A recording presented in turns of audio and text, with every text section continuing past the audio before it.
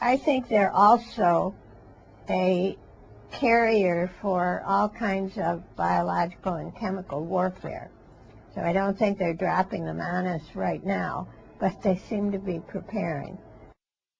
I think that they're getting people used to seeing these things, and they're getting the military used to doing it. So they're practicing. Yeah, I think most people have noticed chemtrails because it's not natural to have something crisscrossing in your sky and staying around for hours. And so they could combat global warming this way. So one of the things they're trying to do, apparently, is put metal particles into the air. They fall down, you know.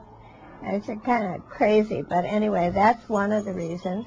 Chemtrail looks like a jet fume, but the jet discharge only lasts for about 15 or 16 seconds, whereas the chemtrail lasts for hours. And you can also see it keeps getting wider and wider, and if you look at it closely, it's dripping things. Now, from a former worker at the Oak Ridge nuclear plant, I found that the approach of our government to chemtrails is twofold. One is they think if they put metals up there over places where there were cities or groups of people, they could deflect the sun's rays back up again. The other is what they're calling aerial pharmacopoeia.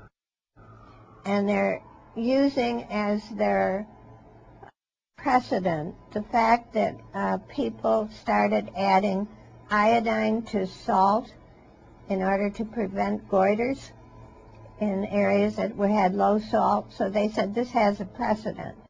So there are all kinds of things going on with these chemtrails. I think they're outrageous. They don't belong in our sky, and they're probably messing up things they don't even know about.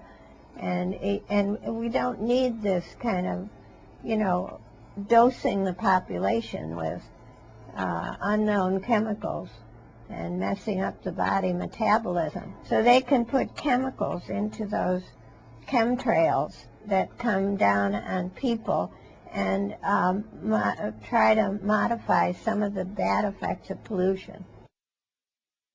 I think they're also a carrier for all kinds of biological and chemical warfare. So I don't think they're dropping them on us right now, but they seem to be preparing.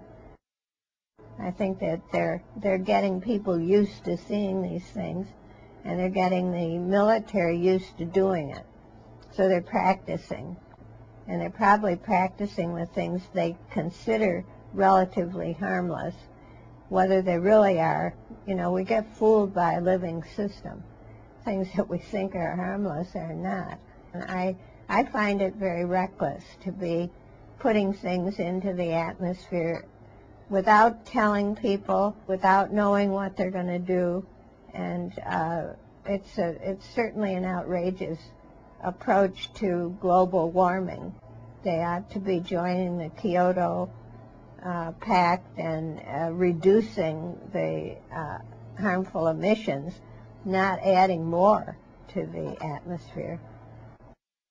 They totally deny it. They just say it's just the exhaust from a jet motor. They totally deny it. People have been trying to find out all over, what it is. I think there is an organization now in Phillipsburg in Pennsylvania. There's also a fairly large organization in Toronto. But I saw them over Paris. When you come in from overseas and you're up above the clouds, they're all crisscrossed like a checkerboard over Paris. It's over Geneva. It's, so I mean, I've seen this myself. I'm sure it's over other countries. It's in England. It's in Belgium. So, it's all over. they're doing this all over the earth.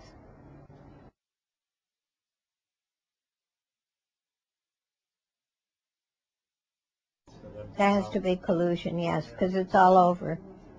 I don't know. I don't know whether it's just Western Europe and the U.S. or because I haven't been in Asia recently, so I don't know whether they have it there. I mean, this might be just shared among friends.